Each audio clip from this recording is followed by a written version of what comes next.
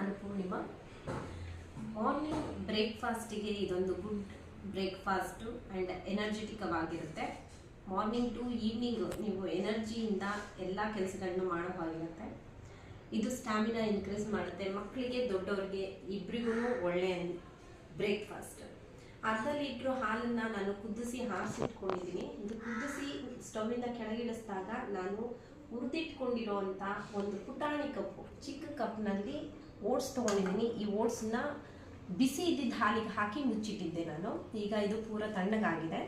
ಇದಕ್ಕೆ 2 ನೇಂದ್ರಹಣ್ಣು ಬಾಳೆಹಣ್ಣು, 6 ಡೇಟ್ಸ್, ಆಮಂಡ್ಸು 10 ತೊಗೊಂಡಿದ್ದೀನಿ. ಈ 3ನ್ನ ನಾನು ರುಬ್ಬಿಟ್ಕೊಂಡಿದ್ದೀನಿ. ಈ ರುಬ್ಬಿರೋದನ್ನು ಈ ಹಾಲಿಗೆ ಮಿಕ್ಸ್ ಮಾಡಬೇಕು.